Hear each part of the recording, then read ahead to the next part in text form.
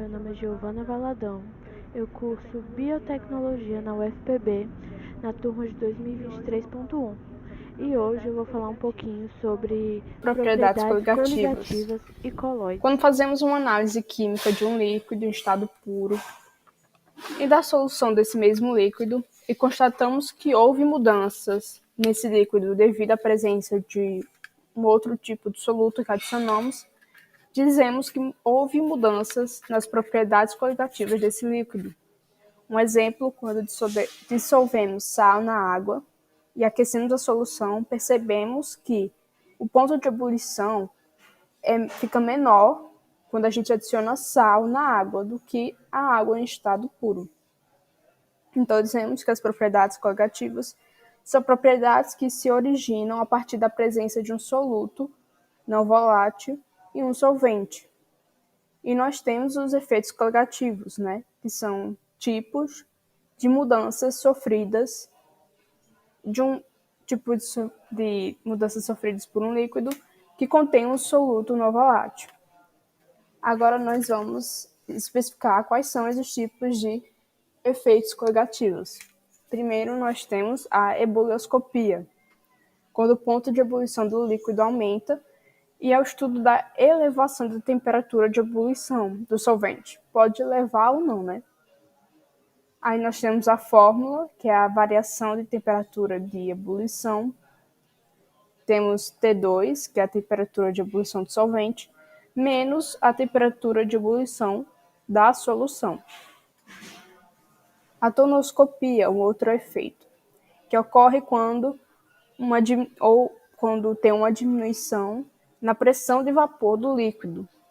Ela estuda o abaixamento da pressão máxima de vapor de um solvente quando lhe é adicionado um soluto não volátil.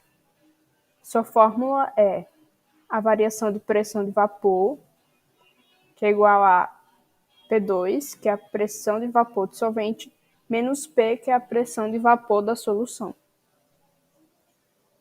Um outro efeito é a crioscopia. Estuda a diminuição do ponto de congelamento de um líquido, causado pelo soluto não volátil. Nós temos a fórmula, que é a variação de temperatura de congelamento, que é igual a Tc2, temperatura de congelamento do solvente, menos a temperatura de congelamento da solução. E, por fim, o último efeito coligativo que vamos estudar é a osmoscopia, que estuda o surgimento da pressão osmótica de soluções. Se lembra de osmose lá da biologia? Então, é mais ou menos esse princípio. A gente estuda o aumento da pressão osmótica quando ocorre duas soluções do mesmo solvente, elas são divididas por meio de uma membrana semipermeável, que resulta em soluções de mesma concentração, né, por osmose. Né? Aí nós temos a fórmula, né, que a pressão osmótica é igual à concentração do soluto vezes a constante universal dos gases perfeitos, vezes a temperatura da solução, vezes o fator de Van 't Hoff. Aí nós temos a fórmula para a gente, né, estudar a pressão osmótica. Agora nós vamos falar sobre os colóides. O que são colóides? Colóides, ou sistemas coloidais, são misturas em que as partículas dispersas têm um diâmetro entre 1 nanômetro e 1 micrômetro. Partículas estas que podem ser átomos, íons ou moléculas. E esse nome vem do grego kolas, que significa que cola. E foi criado pelo químico escocês Thomas Graham, descobridor desse tipo de mistura, colóide. Agora vamos falar sobre tipos de colóides. Nós temos aqui as fases, né? Gás, líquido e sólido. Aqui a gente separa, né, a substância dispersante e a substância dispersa. E a gente vê a semelhança, né? A dispersante é semelhante ao solvente e a substância dispersa é semelhante ao soluto. Aí a gente vamos ver, né? Aqui, quando a gente tem uma substância dispersante, que é gás, e uma substância dispersa, que é gás, a gente não tem coloide, porque eles vão virar soluções, né? Gás vai virar uma solução, vão ter dois tipos parecidos, né?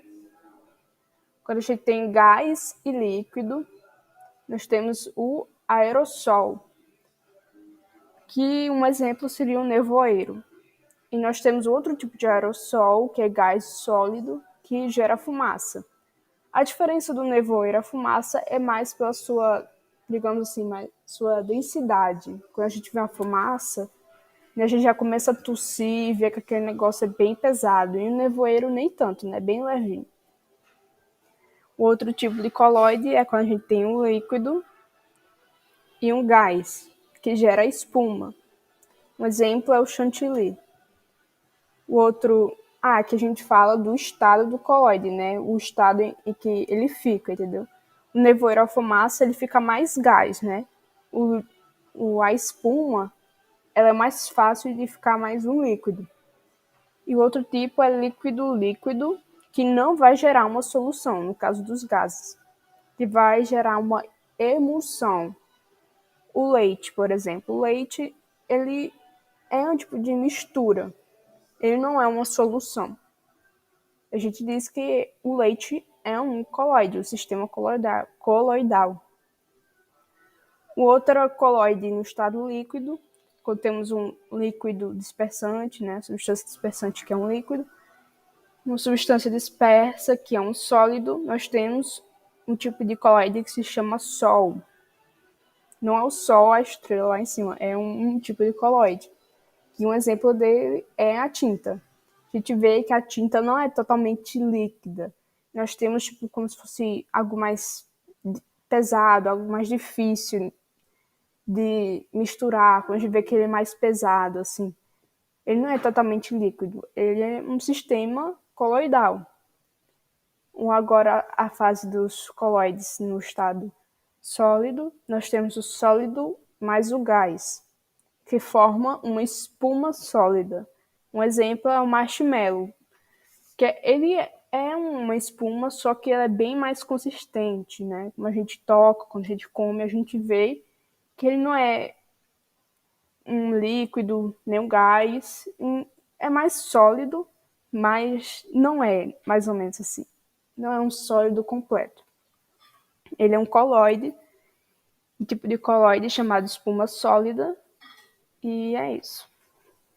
O outro tipo de colóide, né, é sólido mais líquido, que forma uma emulsão sólida. Um exemplo é a manteiga.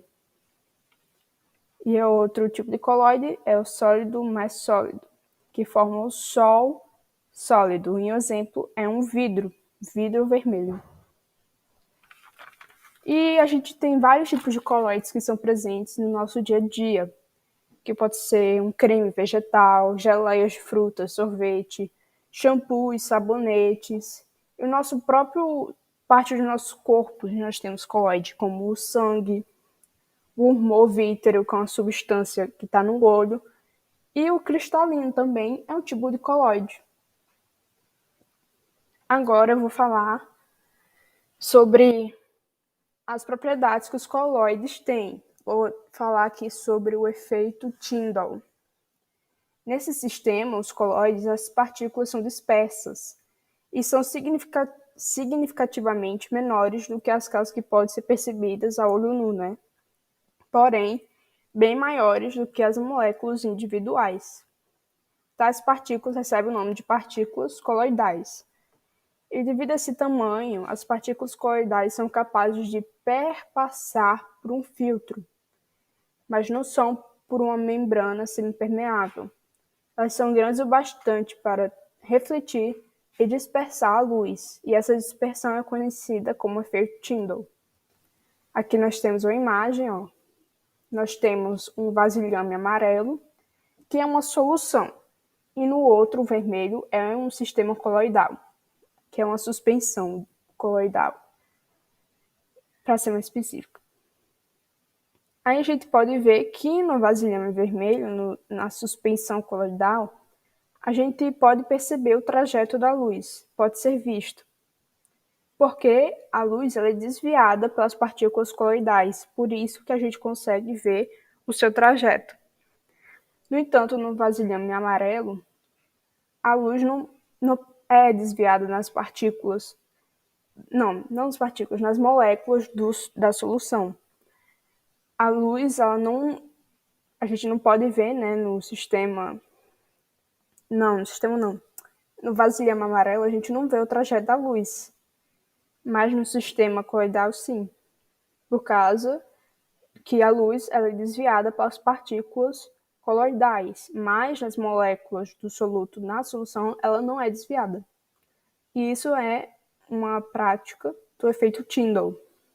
E nós também temos uma outra propriedade, que é o movimento browniano. Os coloides não sedimentam, e quando observados no ultramicroscópio, iluminado lateralmente, apresentam diversos pontos de luz que se movem rapidamente em zigue-zague.